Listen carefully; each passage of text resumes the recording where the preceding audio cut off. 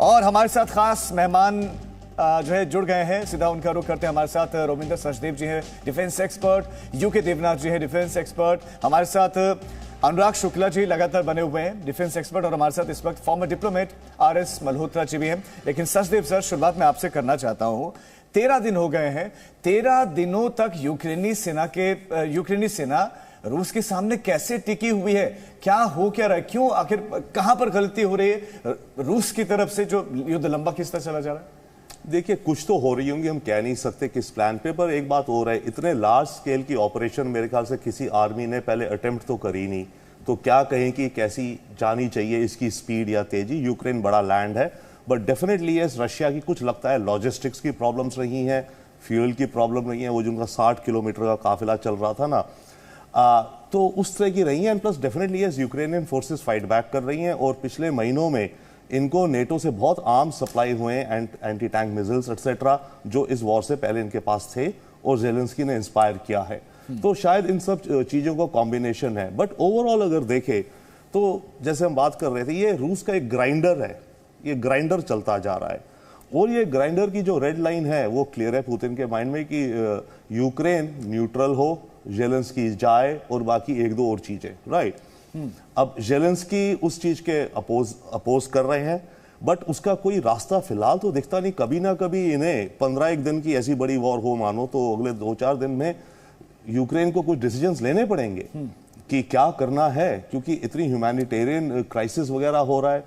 ये एक तरफ है। दूसरी तरफ नेटो कह रहे हैं कि हम आपको मदद करेंगे, पर वो कर भी नहीं रहे हैं। इसमें एक आ रहा है, देखो अमेरिका और नेटो की भी रेड लाइंस हैं। उनकी रेड लाइन है कि हम सोल्जर्स ऑन द ग्राउंड नहीं देंगे। और जेलेंस्की उनकी उस रेड लाइन को पुश कर रहा है। जेलेंस्की इमोशनल और बार बार लीडरशिप दिखा करके, इंस्पायर करके ओपिनियन बिल्ड कर रहा है इन देशों में कि आप अपनी ये रेड लाइन क्रॉस करो। अमेरिका की रेड लाइन ये है कि अगर मैं इन्वॉल्व हो गया तो ये वर्ल्ड वॉर की तरफ चलता जाएगा, अमेरिका वर्सेस नेटो। ये तो वो पीछे रुके हुए, तो लड़ने को तो यही है। बट रशिया का ग्राइंडर चलेगा, चलता रहेगा।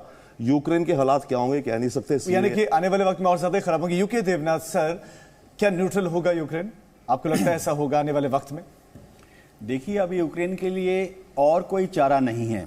रशिया इस युद्ध को लड़ रहा है जीतने के लिए, जबकि यूक्रेन इस युद्ध को लड़ रहा है अपने को हार से बचाने के लिए। दोनों में फर्क है।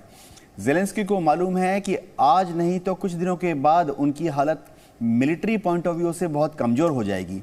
तो ये जो अभी कल रात को भी तीसरी राउंड की वार्तालाप हुई है, अब आज खबर आ रही है कि फिर से तुर्की में दोनों देश के विदेश मंत्री मिलेंगे और मीटिंग करेंगे। तो जेलेंस्की को भी मालूम है कि उन्हें शायद कुछ छोटी छोटी रियायतें रूस को देनी पड़ेंगी ताकि वार्तालाप आगे बढ़े और शांति की तरफ बात चले। अगर जेलेंस्की ढीठ रहे, अपने बातों में सख्ती का रवैया अपनाते रहे, तो शायद ये युद्ध और लंबा चलेगा। लेकिन सर, आप कह रहे हैं रियायतें मिलनी चाहिए, लेकिन अनुराग सर, रियायतों की बात करें, किस तरह की रियायतें? क्या वो नेटो में जाने की छूट देते हैं? क्योंकि वो तो इसका ज्यादा विरोध कर रहे हैं, दोनेत्स्क और इसके साथ साथ लुहांस्क को कह रहे हैं कि स्वतंत्र देश की मान्यता दे दो। चलो ठीक है, छोटी छोटी, लेकिन वो नेटो में जाने की छूट आपको लगता है देंगे?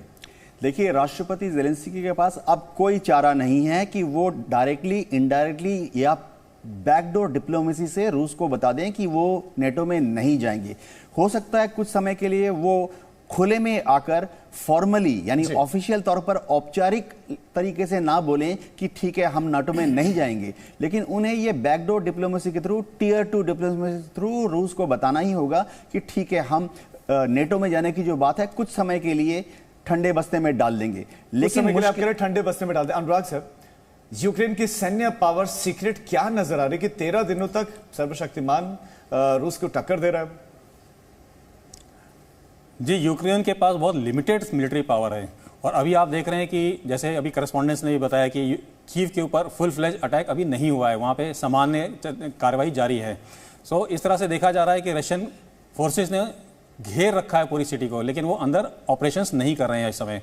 तो एक तरह से वो एक टाइम दे रहे हैं पॉलिटिकल लोगों को कि आप अपना डिसीजन लीजिए, जल्दी से जल्दी डिसाइड करिए कि आपको क्या करना है क्या नहीं करना है। और इसी चीज़ को प्रोलॉन्ग करते हुए दो तरह से फ्रंट वॉर लड़ी जा रही है। एक तो सैन्य लेवल पे वॉर लड़ी जा रही है, दूसरा पॉलिटिकल लेवल पे वॉर लड़ी जा रही है। ये सबको पता है कि at the end of this war Zelensky को अपना पद छोड़ना पड़ेगा, और वो चीज़ वो समझते हुए इस चीज़ को वो भी अटके हुए हैं, वो नहीं छोड़ना चाह रहे, वो पर्सनल इंटरेस्ट देख रहे हैं अपना, और उनको लगता है कि अगर वो अपना पद छोड़ देंगे तो उसी वक्त वॉर खत्म हो सकती है, और वो इसी तरह से इमोशनली नेटो देश को अपने संदेश जारी कर रहे हैं। सर, आपने एक बहुत इंटरेस्टिंग पॉइंट उठाया यहाँ पर कि आपने कहा कि युद्ध लंबा खिंच रहा है, शायद रशिया टाइम देना चाह रहा है यूक्रेन को। आर.एस. मल्होत्रा सर, मैं आपको चर्चा का हिस्सा बनाते हैं यही सर कि क्या आपको भी लग रहा है कि रूस इस युद्ध लंबा खिंच रहा है, इसके पीछे की वजह ये नजर आ रही है कि शायद वो वक्त देना चाहते हैं कि जेलेंस्की झुक जाए और कह दें कि ठीक है, रूस जो कह रहा है सही?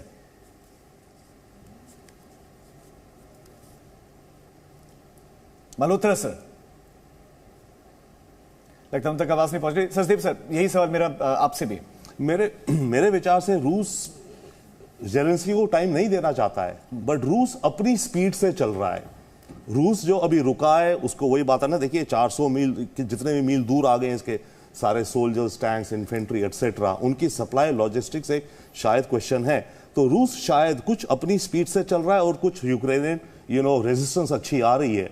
ये इनको जेलेंस्की को वक्त देने की क्या जरूरत है, राइट? तो रूस अपना टाइम ले रहा है क्योंकि वो अपनी स्ट्रैटेजीज को रिवाइज भी कर रहा है। देखिए जनरल जब ग्राउंड में होते हैं, राइट, रिवाइज भी करते रहते हैं अपनी स्ट्रैटेजी को। तो रशिया अपनी स्पीड से चल रहा है। यस, यूक्रेन उसको काउंटर अटैक कर रहा है, उसके कारण वो थोड़ा स्लो हो रहा है, पर ये जो सारा खेल हो रहा है जेलेंस्की को टाइम के लिए नहीं है मेरे ख्याल से। दूसरी बात, ये जो बात जेलेंस्की कह रहे हैं, सही कह रहे हैं कि अगला लिथुआनिया और पोलैंड है, पर मेरे ख्याल से वो भी शायद नहीं है। उनसे पहले आपके फिनलैंड, स्वीडन। देखिए ये वॉर अब टोटल वॉर हो गई है।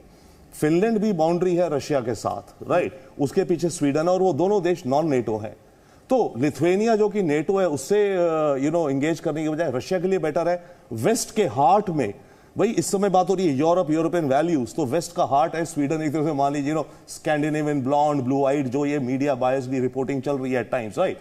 तो रशिया वहां पे काउंटर पंच करे ना स्ट्रैटेजी की तरह से। इन दोनों के पास ना तो न्यूक्लियर है, ना ये नेटो अम्ब्रेला है। फिनलैंड को बोले इसके बाद 3 महीने बाद यूक्रेन जिस भी हालात में हो, कयास होता रहे यहाँ पे, वहां पे थोड़ा करके न्यूक पॉइंट करके, इस समय तो वो गेम आ गई है। Finland sign on neutrality, Sweden sign on neutrality. So आप instead of going to Lithuania पे भी आएगा प्रेशर, तभी तो वो परेशान है नेटो के और सोर्सेज मांग रहे हैं वो, right. But it could make more sense may be एक विचार से कि फिनलैंड और स्वीडन को करो, आप वेस्ट को ब्रीच करो। ये गेम्स चल रही हैं इस समय, और इन गेम्स का प्रॉब्ली कोई अंत नहीं है, स्पाइरल है ये, अनलेस की रशिया का। यूके देवनाथ सर, एक आम आदमी का सवाल ये कि आप पूरे शहर भर में तांडव मचाए हुए हैं, लेकिन जो राष्ट्रपति कह रहे हैं कि मैं तो वैंकूवर में हूं, मैं अब उसी जगह पर हूं, अपने ऑफिस में हूं, आप उस जगह को टारगेट क्यों नहीं कर? रशिया उस जगह को टारगेट क्यों नहीं कर रहा? उसकी वायु सैन्य क्षमता तो बहुत अपर लेवल की है। जी हाँ, केजीबी और रशियन स्पेशल फोर्सेस जो हैं वो लगातार इस बात की कोशिश कर रहे हैं कि पता करें कि जेलेंस्की किस समय, किस मोहल्ले में, किस गली में, किस बिल्डिंग में, नहीं, वो तो खुद बता रहे हैं कि मैं अपने ऑफिस में बैठा हुआ हूं। एक तरीके से चैलेंज है पुतिन को, लेकिन वहां कुछ हो नहीं रहा है। उनके इस टीवी प्रसारण पर आप अटैक नहीं कर सकते, क्योंकि हो सकता है ये टीवी प्रसारण जो डिलेड हो, वो उस बिल्डिंग के अंदर आधा घंटा पहले थे या 2 घंटा पहले थे। तो ऐसी चीजों को हमेशा थोड़े टाइम डिले के साथ ट्रांसमिट किया जाता है। दूसरी बात यह है कि अगर उस बिल्डिंग पर हमला भी करें तो देखिए एक बहुत इंपॉर्टेंट चीज है, रूस फिलहाल किसी भी बड़े सरकारी बिल्डिंग को या प्रेसिडेंशियल पैलेस को टारगेट नहीं कर रहा कीव में, क्योंकि उन्हें मालूम है कि 10 दिन के बाद शायद जेलेंस्की वहां से निकल जाएंगे और रूस अपनी पसंद की सरकार वहां बनाएगा। तो जो नई सरकार आएगी उसको भी तो गवर्नमेंट बिल्डिंग, पैलेस बिल्डिंग और दूसरी सरकारी इंफ्रास्ट्रक्चर और तंत्र चाहिए अगली सरकार चलाने के लिए, जो कि रूस की पसंद की सरकार होगी। तो इसीलिए रूस फिलहाल जेलेंस्की को टारगेट करने के लिए उनके जो सरकारी आवास है या सरकारी बिल्डिंग है या ऑफिशियल प्रेसिडेंशियल पैलेस, उसको ध्वस्त नहीं करना चाहता। लेकिन फिर यूक्रेन को झुकाने के लिए, अनुराग सर, क्या यूक्रेन को झुकाने के लिए वहां के रेजिडेंशियल एरिया को धमाका निशाना बना रहे हैं? ये तो और ज्यादा गलत है। वहां के रेजिडेंशियल एरियाज को टारगेट किया जा रहा है, बमबारी हो रही है। अनुराग, जो अभी तक खबरें आई हैं उसमें देखा गया है कि जो रेजिडेंशियल बिल्डिंग्स को टारगेट किया है उसके बावजूद आपने देखा होगा कि बहुत ज़्यादा संख्या में कोई कैजुअलिटी की रिपोर्ट नहीं आई है। तो इससे ये पता चलता है कि ये सेलेक्टेड टारगेट्स हैं और उन्होंने इंश्योर किया है कि उस बिल्डिंग्स में कोई ना हो। और एक तरह से सरकारी सदनों के ना टारगेट करके रिहायशी बिल्डिंग को टारगेट करने का सीधा तात्पर्य यही निकलता है कि वो कम से कम डैमेज चाहते हैं और वो चाहते हैं कि जान माल का नुकसान ना हो। ठीक है सचदेव सर, यही सवाल आपसे कि आप सरकारी इमारतों को भी कुछ जैसे उन्होंने पुलिस हेडक्वार्टर को टारगेट किया, कुछ यूनिवर्सिटीज को टारगेट किया, स्कूलों को टारगेट किया, लेकिन राष्ट्रपति भवन को छोड़ रहे हैं। राष्ट्रपति कह रहे हैं कि मैं तो यही हूं, ऑफिस में बैठा हूं, आप उसको नहीं टारगेट कर रहे हैं, क्यों? नहीं, देखिए, ये तो रिकॉर्डेड वीडियो हो सकता है, 15 मिनट जाके रिकॉर्ड करके वहां से फिर वापस अपने किसी सेफ बंकर में आ गए, तो वो अलग है। बट आयरनी और अजीब देखिए, इंफॉर्मेशन और डिसइंफॉर्मेशन, यूक्रेन ये कहता है शायद ऑफिशियल कि करीब 500 सिविलियंस मरे हैं, शायद ऐसा ही कुछ नंबर है, और कहते हैं हमने रशियन सोल्जर्स 10,000 मार दिए हैं। तो वॉर कौन जीत रहा है? वॉर तो फिर यूक्रेन जीत रहा है कहने को। तो फिर परेशानी क्या, तो we don't know what's coming either way. अब जहां तक रही बात कीव की, यस, हो सकता है कि 2-3 रीजंस हैं। एक तो जैसे ग्रुप कैप्टन देवनाथ ने बोला कि वहां पर administrative buildings, and by the way report आ रही थी कि रशिया इनकी इंटेलिजेंस बिल्डिंग को ब्लास्ट करने जा रहा है 2-4 दिन पहले, राइट, कि कीव में 2 टारगेट्स हैं। मेरे विचार से उसे शायद ना ब्लास्ट करना चाहे, उसके बंदे भाग जाएं, ताकि उसके अंदर रिकॉर्ड्स पड़े होंगे इतने सारे, जो इंटेलिजेंस रिकॉर्ड्स वो रशिया कैप्चर करे। तो इस तरह से इन बिल्डिंग्स को नहीं, कीव को सराउंड करके सीज में डाल दे और बोले सिविलियंस गेट आउट। मैं आगे आपके पास लौटूंगा सर इस सवाल के साथ कि फिर और कितना वक्त लेगा और कितना ज्यादा वक्त, 13 दिन तो हो चुके हैं, एक बहुत छोटे से ब्रेक का वक्त हो चला है। वॉर डे 13 और बड़ी कवरेज हमारी ये लगातार जारी, आप देखते रहिए Zee News for not. Presenting B News app, available on Google Play and App Store. Download it now.